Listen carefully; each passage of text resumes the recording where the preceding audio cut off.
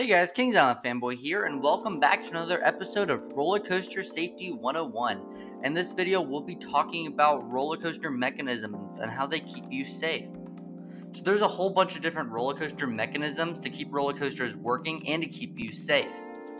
So without any further ado, let's get right into it.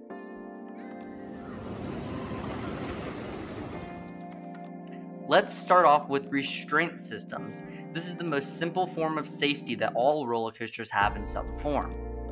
Let's start off with seatbelts. Almost every single roller coaster has a seatbelt. They may all look different, but they all perform one simple task.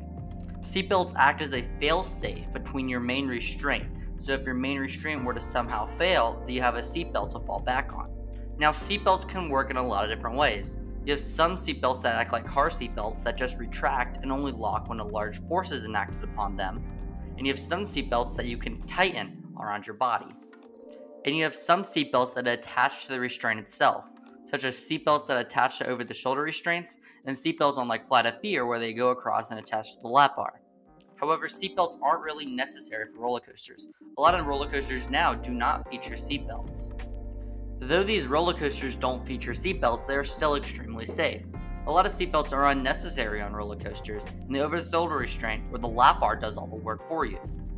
On roller coasters that require seatbelts or roller coasters that do have seatbelts, operators are trained to identify seatbelts that could be broken or may have an issue. If this happens, they will close that seat off and the ride can continue operating like normal. With seatbelts out of the way, now we can move on to lap bars and over-the-shoulder restraints. Let's start off with lap bars. Lap bars are a type of restraint that come down over the rider's lap and thighs. Lap bars come in all shapes and sizes, from the buzz bar that has a single position to the B&M clamshell that can tighten throughout the ride. The public often perceives lap bars as being more dangerous than over-the-shoulder restraints. However, this is not the case. Lap bars are designed to keep the rider's safety in mind, with comfort.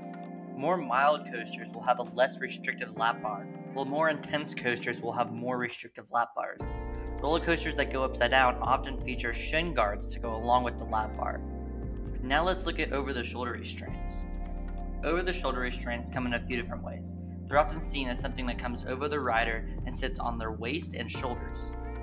These types of restraints were made popular by Aerodynamics on their custom looper model.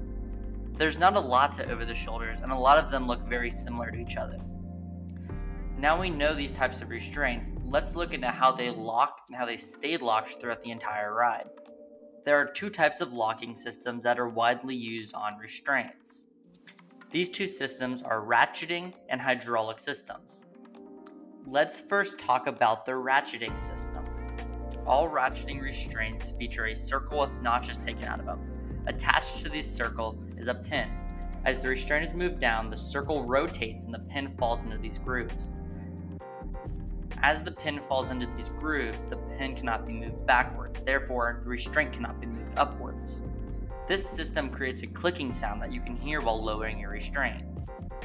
Of course, these ratcheting restraints feature two of the same system, so if one were to fail, which is extremely unlikely, the other one is in place and can keep the restraint down. Now let's talk about hydraulic locking restraints. Hydraulic restraints use two hydraulic cylinders to lock the restraint. They can move in any position they want as they are not limited by something that has to ratchet into place. Just like ratcheting restraints, hydraulic restraints have two of the same system in place, so if one were to fail, which is again very unlikely, the other one is in place to keep the lap bar down. Another fear people have about roller coasters is the restraint coming up mid-ride. However, this is not possible. Roller coaster restraints can only come up or be locked in the station, or by a ride operator or a maintenance member with a special tool. When the train comes into the station, a metal bar pushes up on the bottom of the train, which can manually unlock the restraints. Or on some roller coasters, the station sends an electric signal to the train, where it can unlock the restraints or lock them that way. Ride operators can also use a special tool to unlock a restraint. However, this can only be done in the station or during an evacuation. Now with restraints out of the way, let's move on to anti-rollbacks. A big fear people have about roller coasters is getting stuck on the lift hill or rolling back down the lift hill and crashing into the station. However, this is impossible due to one simple mechanism called the anti-rollback. An anti-rollback consists of two parts, a long piece of grooved metal on the track, and then an anti-rollback dog on the train. On the bottom of the train is an anti-rollback dog. This dog can move backwards, but it cannot move forwards. When a train engages with the lift hill, the anti-rollback dog engages with the grooved piece of metal on the track. The anti-rollback dog slides into the grooves on the metal, and if the train were to stop on the lift hill, the train would roll back into the nearest groove where it would prevent the train from rolling back down the lift hill any further. This system also creates the iconic clicking noise that you can hear on roller coasters.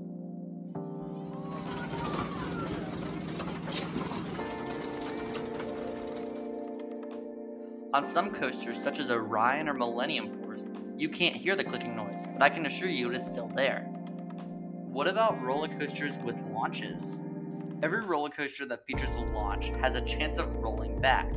This happens when conditions are just right and the train can't make it over what element comes after the launch. If this happens, the train will roll back down the element into the launch track.